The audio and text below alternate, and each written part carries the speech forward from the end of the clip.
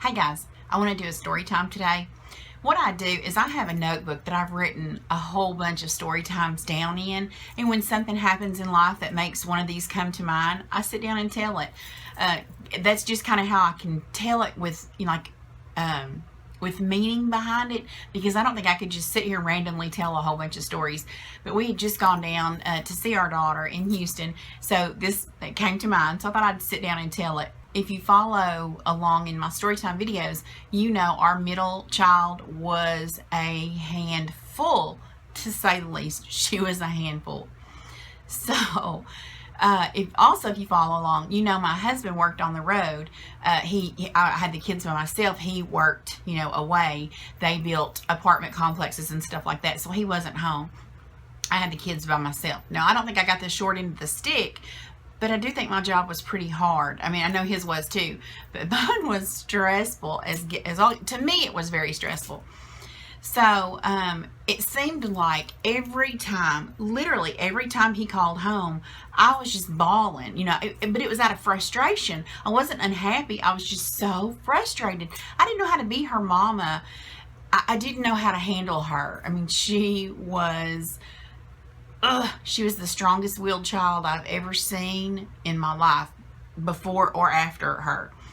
So I had tried to explain to my husband, you don't understand how frustrating it is. I mean, I hate that I'm crying every time you call, but I'm so frustrated.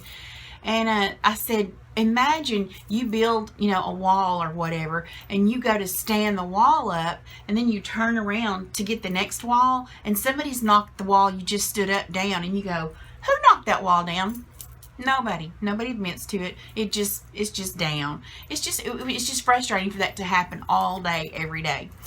So one of the times that we were talking, he said, well, I'll tell you what, the next time I'm home, I'll handle her. And I thought, psh, you do that, because I know he thought he could do it. He could line her out.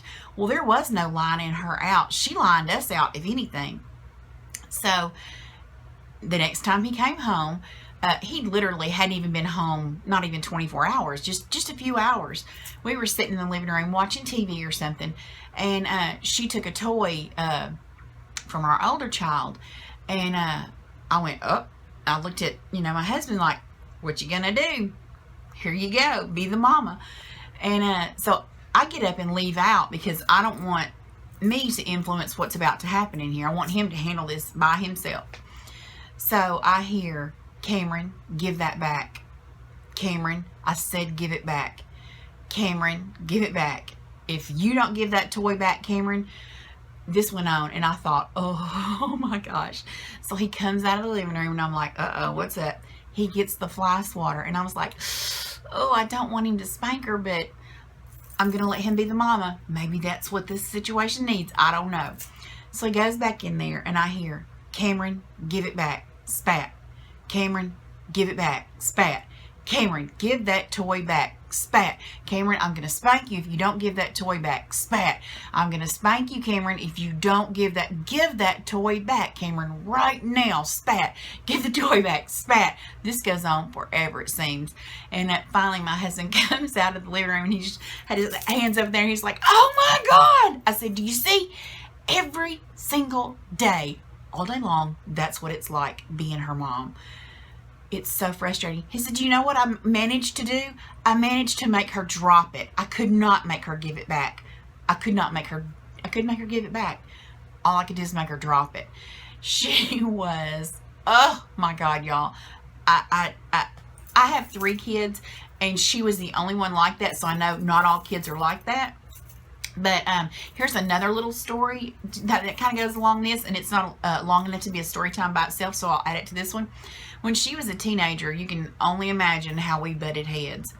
Well, she was bad about wanting the last word, and I can't, hold that against her, because I do too. And I tried to be understanding of it, but I probably wasn't near as understanding as I should have been, because, I wanted the last word too. And this one day we were arguing about something, and I said, that's it, Cameron. We're not talking about it anymore. That's it. And she said something else. I said, Cameron, do not say another word. And she said something else. And I said, Cameron, I mean it. Do not say another word. And she said something else. And I said, now this is what I used to always say. I said, Cameron, if you say one more word, I'm going to snatch you bald-headed. Now, did I mean I was going to snatch her bald-headed? Absolutely not.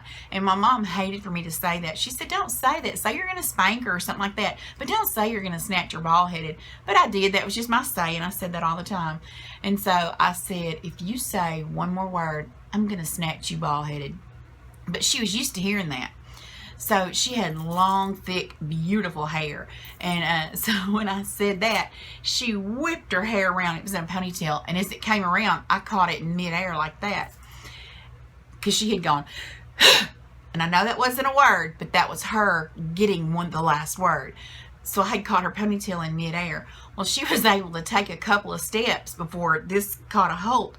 And when it went like that and snatched her head backwards, she went, Mom! I said, do you see what I'm talking about? If you say one more word, I'm going to snatch you bald-headed.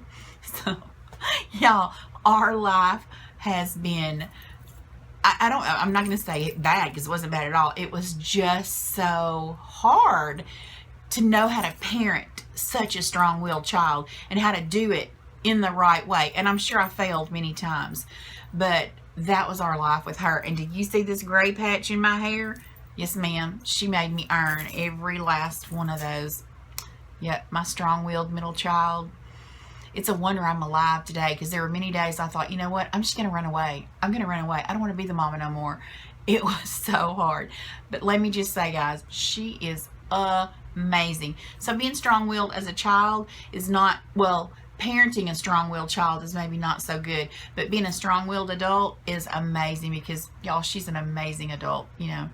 Anyway, I love her big, and I'm so glad she's mine, but she did push me to my limits.